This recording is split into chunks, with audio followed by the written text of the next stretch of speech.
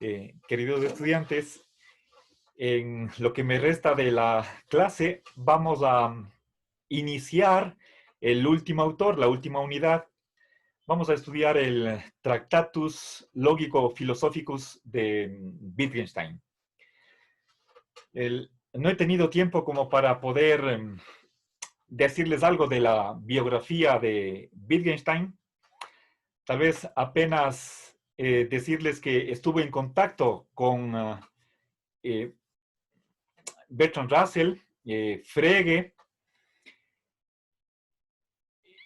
Fue profesor en Cambridge, en donde conoció a Bertrand Russell. También tuvo contactos con el Círculo de Viena. Es seguramente sabido de ustedes que Wittgenstein, después de escribir su Tractatus, si no estoy mal, en 1918, mientras era prisionero de guerra, cambió de opinión. Es decir, abandonó la mayoría de las tesis que están en el Tractatus.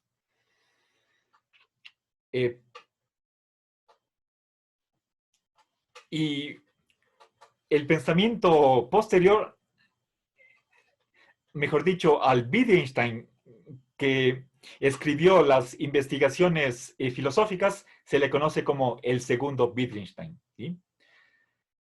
Creo que ustedes me habrán oído expresar esta idea algunas veces. Todo pensador evoluciona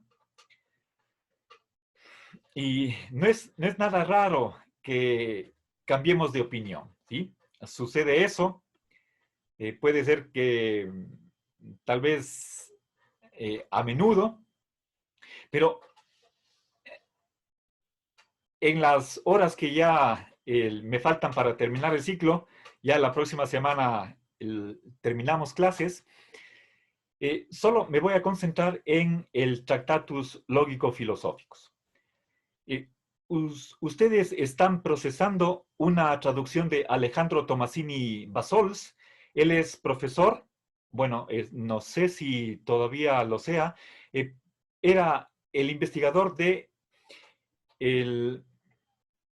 Instituto de Investigaciones Filosóficas de la UNAM. Tiene varios libros sobre Wittgenstein. Uno de ellos es, si no estoy mal, con el título de Explicando el Tractatus. Él tiene un enfoque wittgensteiniano. Si ustedes hacen una búsqueda en YouTube, van a encontrar los videos de él, ¿sí? Bien, hay Tomasini nos presenta las ideas en estos videos de YouTube, nos presenta de una manera muy clara, didáctica, los detalles de su ontología y tiene algunos videos sobre el Tractatus. Si tienen tiempo o interés, les animo para que escuchen esos videos. Les va a servir mucho. Entonces, es la traducción que él ha hecho del Tractatus la que ustedes están procesando. Hay otra anterior que es de Tierno Galván, pero ya tiene algunos años, posiblemente unos 40 años de haber sido publicada. Entonces, esta es más actual, supongo que es ya de este siglo, pero no es más allá de unos 20 años. Y bueno, es un filósofo. Para traducir un libro no solamente se necesita conocer la lengua, sino también el autor que uno está traduciendo, ¿sí? Y este texto realmente no es sencillo y en el fondo parece que el hecho de que el Tractatus da pie para varias interpretaciones se debe a, muy posiblemente, a que el propio Wittgenstein no ha tenido claridad o no se ha expresado tan claramente, de modo que podemos encontrar inconsistencias, incoherencias en el texto y ninguna interpretación va a poder hacer justicia a todo lo que dice Wittgenstein. Bien, la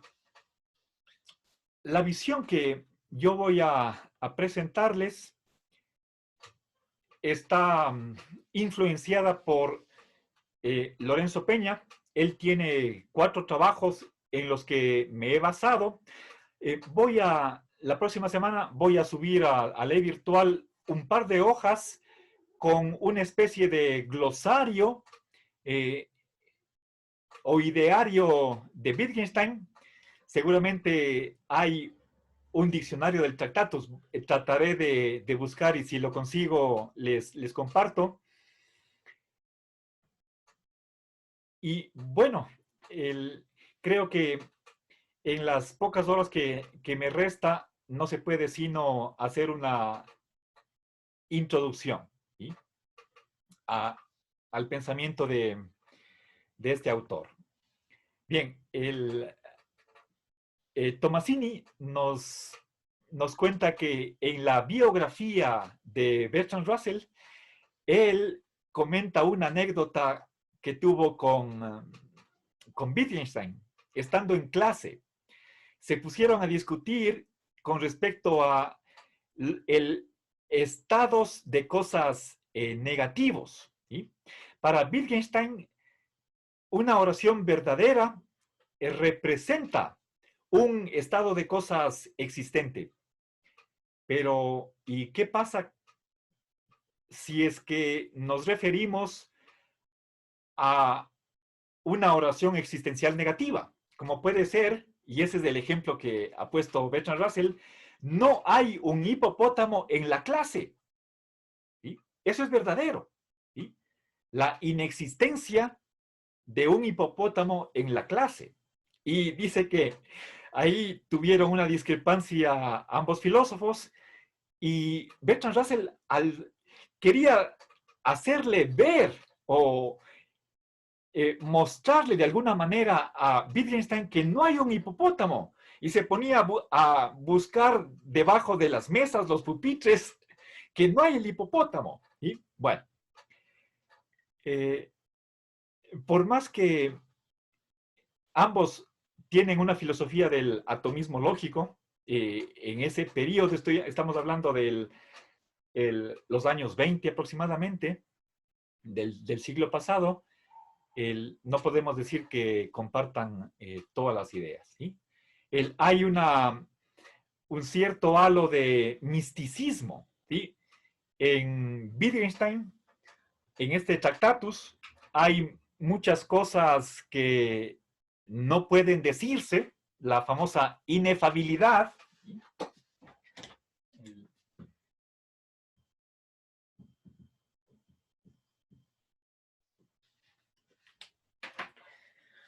Una inefable, sí. Recuerden, por favor, la etimología de esta palabra.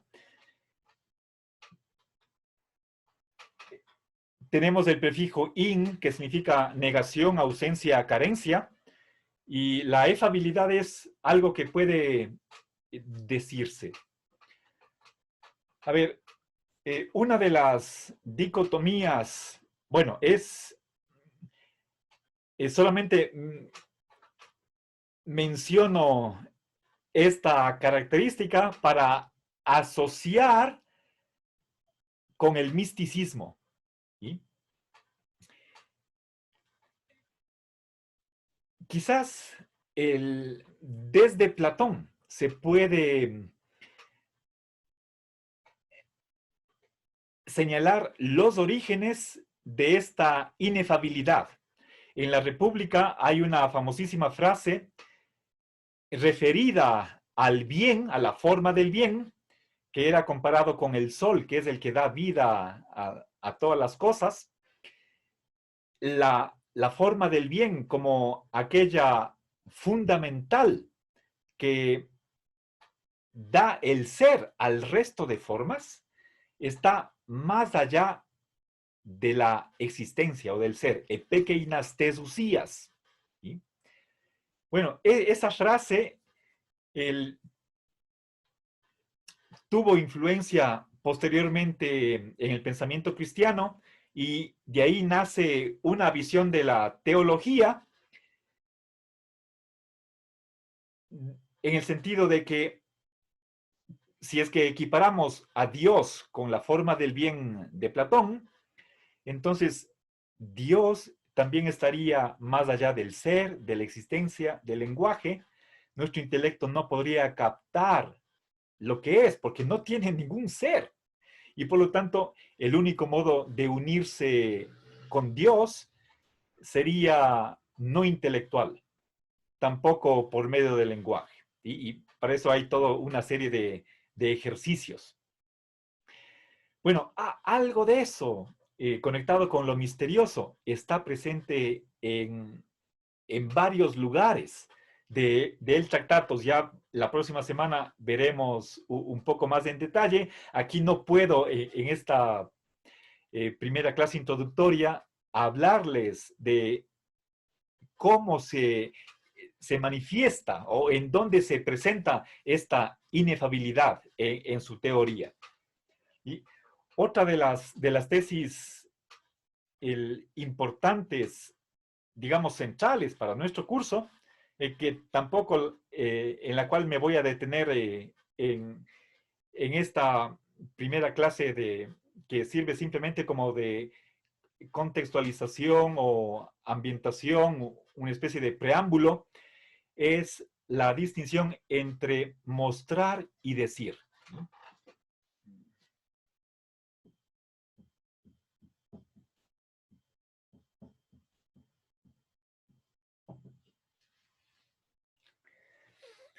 A ver, eso tiene algo que ver con la representación. Si yo les muestro un retrato o una pintura, eso podemos nosotros entenderlo en el sentido de que un cuadro no dice cosas, simplemente nos está mostrando, ¿sí?, algo. ¿Sí? Obviamente el cuadro no es algo lingüístico, el cuadro no habla, pero sin embargo está reflejando algo. ¿Sí? Entonces, una distinción parecida está presente en el Tractatus. ¿Sí? Bueno,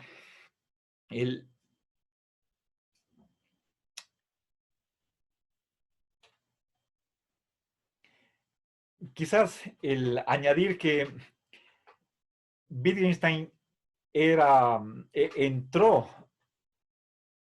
a la universidad para estudiar ingeniería, había diseñado hizo el primer esbozo de una máquina a propulsión a chorro. Era hijo de un magnate del acero, pero renunció a su fortuna.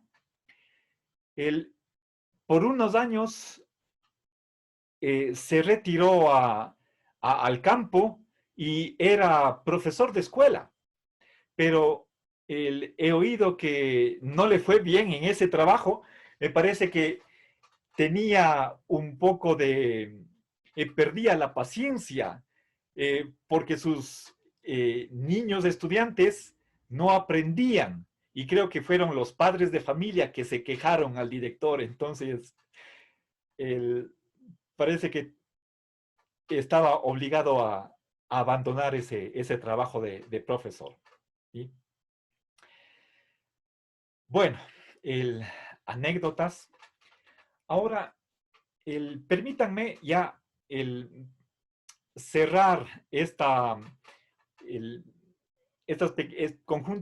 pequeño conjunto de ideas introductorias, y vamos ya entrando un poco más a profundidad en materia. Verán, quisiera hacer una especie de cuadro de algunos de los elementos principales de su teoría. Lo que voy a escribir en el pizarrón va a recordarles a ustedes un esquema que les presenté en la primera o segunda clase cuando empecé a explicar Bertrand Russell. Recuerden, ustedes leyeron las secciones 5 y 6 de un escrito con el título de La filosofía del atomismo lógico. ¿Sí? En esa ocasión yo les hablaba, les puse en paralelo dos filas, la del lenguaje y de la realidad.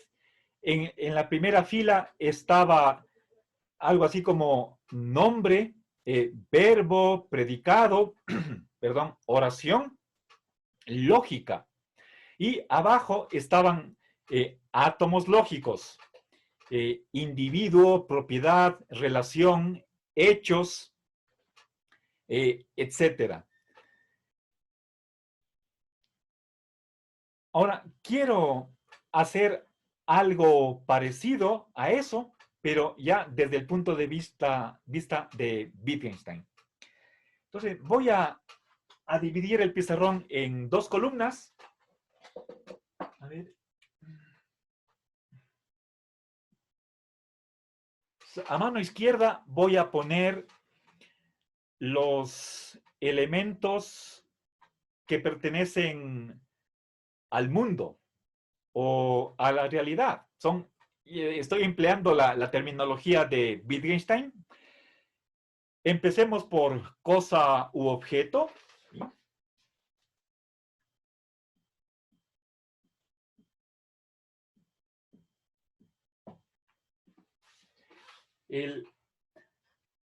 Es lo mismo, da exactamente igual. Acá tenemos un nombre, ¿sí? O una palabra. Ahora, otro tipo de entidades son las propiedades y relaciones.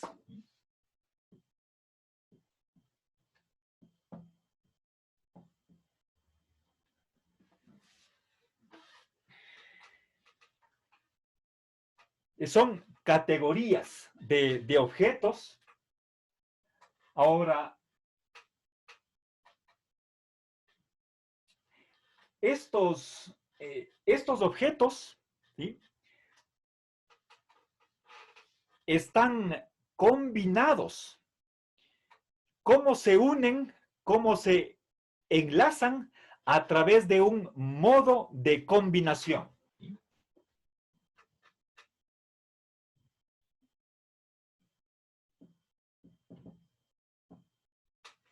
Ya voy a volver sobre cada uno de estos para poder ahondar un poco más, para que quede claro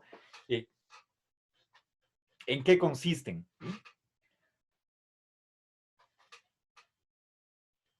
Ahora, cuando se enlazan estos objetos, el resultado es un estado de cosas. ¿Sí?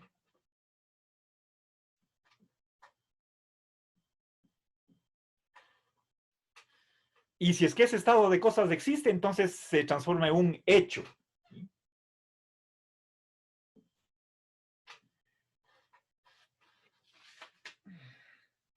Y finalmente, la totalidad de los hechos, eso es el mundo.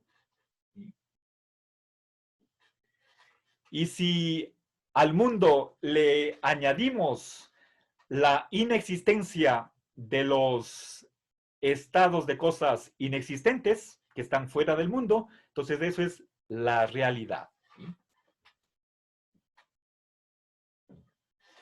Ahora, al estado de cosas, ¿sí?, le corresponde, aquí está lo que es el nivel de lenguaje. Aquí tenemos una oración, Y la lógica tiene que ver con el mundo. ¿Sí? A ver, entonces, aquí tenemos una lista muy incompleta de algunas de las nociones centrales, importantísimas, de, que aparecen en el Tractatus. ¿Sí? Ahora, regresemos sobre cada una de ellas para que tratemos de comprender qué son cada una. ¿Sí? A ver, fíjense, en primer lugar, el, a ver, tenemos que recordar que el Tractatus está escrito en alemán. Hay ediciones bilingües del Tractatus. Yo les mencioné a Tierno Galván. Creo que en la editorial Alianza de Barcelona tenemos esa edición. Y a mano izquierda está el original en alemán, a mano derecha la traducción española. Y al final del texto hay un índice de nombres en donde constan también ciertas palabras en alemán. Piensen, por ejemplo,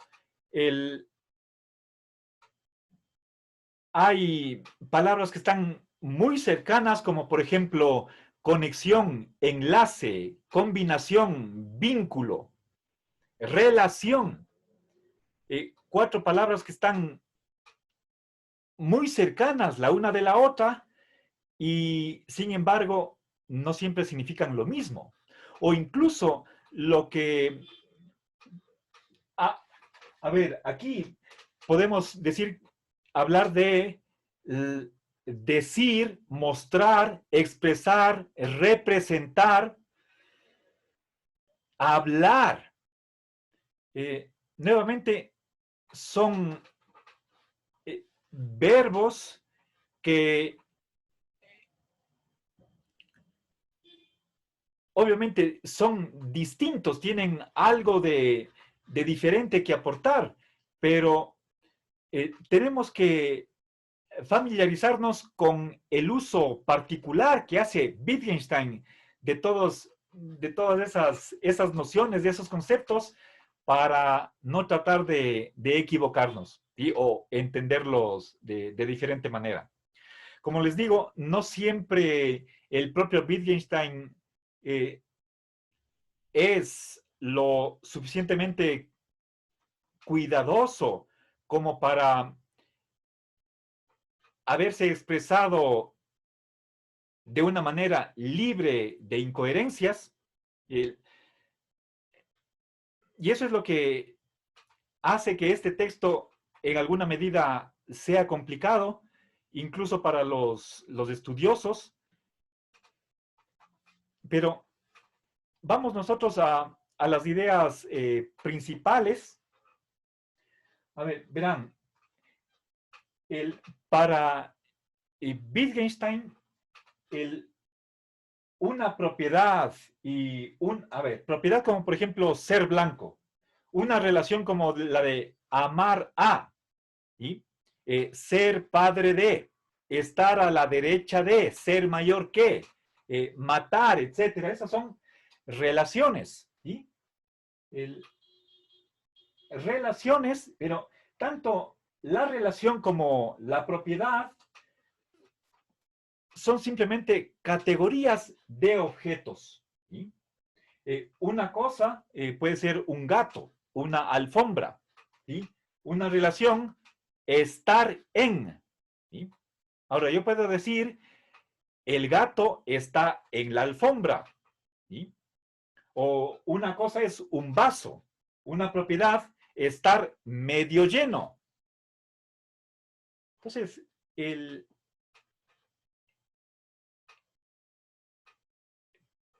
meditemos por un momento en eso. Volvamos a la cuestión de el gato está sobre la alfombra, ¿sí?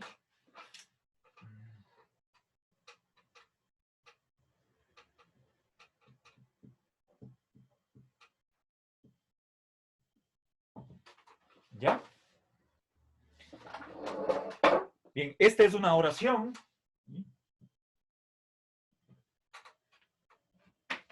Esto es un compuesto. Ahora, ¿qué tengo aquí? El gato. Esto es un nombre. Estar sobre. ¿Sí? Esto es una relación. Y aquí nuevamente tengo una expresión que nombra, que está designando un objeto. Y bueno, aquí tengo 3 elementos. ¿Sí? Y a ver, estos elementos en la oración están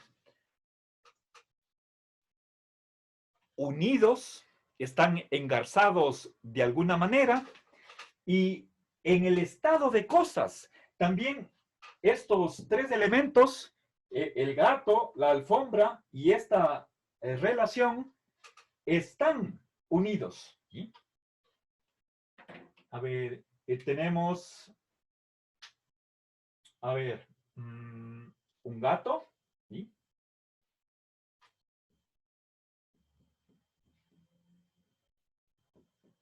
Supongamos que esto es un gato. Tenemos, esta es la alfombra y hay una relación. Bueno, sin querer, he hecho un dibujo en el pizarrón. La oración es una representación del estado de cosas. ¿Sí? Entonces, aquí hay una relación, aunque eso no puede decirse, ya la próxima semana trataré de especificar esto.